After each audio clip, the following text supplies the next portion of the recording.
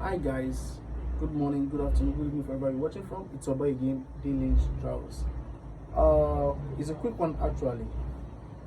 For so many of us who wants to go to Canada, Canada. Yes, Canada is beautiful, Canada is nice, but there are some kind of things we need to put in place. While choosing our route, probably student route, work route, and also probably want to go on, the PR. Yeah, it's a nice one. And for some people who want to go to Canada via the visit route and tourist route, it's okay as well. But there are some things we need to put in place in order to get what we want. Yes. There's a video I made, I think a month or 2 months ago rather, concerning truck driving in Canada. Truck driving is a very lucrative job in Canada. Meanwhile, you need to be an expert for you to get this job. You need to have the document needed. I don't know if I'm clear to you guys. Your driver license is very, very important. Even get to Canada with your driver license, you still need to go through some lesson. G2, G4, G12, the driving and experience skill. You need to go through those things. But what am I driving at majorly? I'm talking about you going there as a tourist, but as a driver in the field, you want to actually what to go for. Yes, you're an expert in your country. That is good. If you're a mechanical engineer, also is also good. But if you know you're going to Canada as a visitor, make sure you have someone that actually back you up, assist you, to get what you need on time. So many of us choose our route or choose our part of going to Canada without even checking properly if we are on the safe line, if you are on the good paths.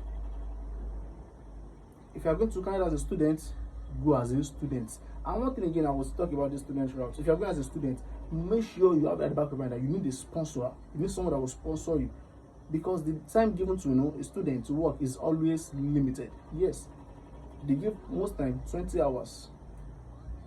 You need to school, you need to do some other things. Your business schedule is also there. So please and please, whenever you go to Canada, you need to checkmate very, very well which of the routes is best for you.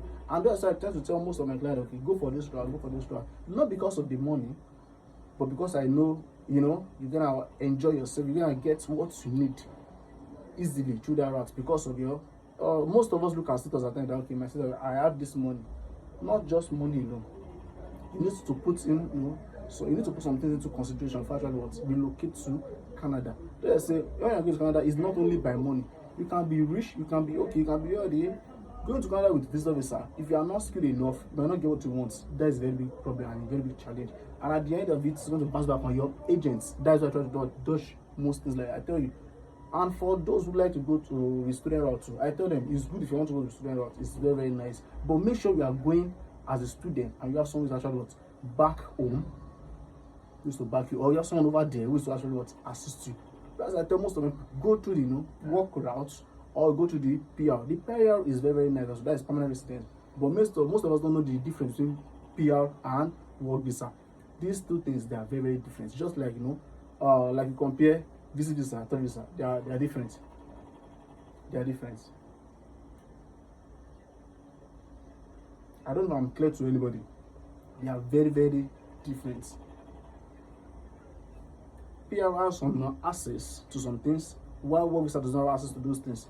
Work visa holder has access to some things, meanwhile PR holder has access to what? Almost everything. Most of the time, we have our jobs to be picked in some area or some provinces. Yes. PR has access to every of the province, anywhere, any place you want to know, Ontario, Toronto, Montreal, Manitoba, anywhere you have means of surviving, you have means of picking up our jobs anywhere. Meanwhile, those with work visa have limited chance to do those things, but yet it's still better. Not be able to get money for what? The PR. Even not be able to get money for work visa. Some of us were limited to this particular area, tourist, because it's not always that expensive. Although I won't say any of the visa is guaranteed. I give 95, 80%. I can't give 100% because I'm not the immigration to give visa. I'm not LMI to approve the visa. But what I'm just trying to say is, whenever you go to Canada, try to choose the convenient route for you. If not, you are skilled enough, you can go with tourists. You are skilled. For you to get job, for you to cover visa is very, very easy. And if you know you can't even you are not skilled enough, Just be able to drive truck very well, have your license, have everything valid in your country for you actually to move to Canada. Definitely you are secured, no problem. And make sure, yes, some of us make mistake of probably answering question in the airport, that's point of entry. And there's where you're going to. You're going to Canada. Where in Canada are you going to? You need to tell them this is where you are going to. Who are you staying with? If there's nobody there, tell them you are going on your own. Your accommodation rented already, or your hotel you want to land. Show it to them. They need the proof. Instead of you going there, tell them, start bending over some things that you need to just give them a direct answer. And most of when they ask this question, we need, without roaming around the bush trying to dodge some things. No, go straight to the facts. Go to the what points. Nothing else. I'm a student. Which school? Tell them. And some of us, we like to pay on property for some things. Probably maybe hotel. Those things are very, very bad. They are very, very wrong. If you are going to any country, if you have to book your hotel, pay for it. Pay for it. Sometimes these little things tend to us push us backward to our, our home. It's very, very bad. After you pay for flights, visa, almost everything, just for you to pay for to book for your hotel. You pay the money in your pocket, and when you get a fine solution. Why don't you pay before you actually move from your own country? It's so bad. Please have this at the back of your mind. Whenever you go to anywhere, make sure you pay everything necessary to pay. Even if you have someone over there that can help you, that can assist you, still do what? Pay. Yes. Canada is sweet. I've not been there before, but I know it is sweet. Canada is nice. I've not been there before, but I know it's very nice because I've been able to get some clients, work with some guys, work with some people, students, work, visits, so many of the visa routes, and thank God they are balanced.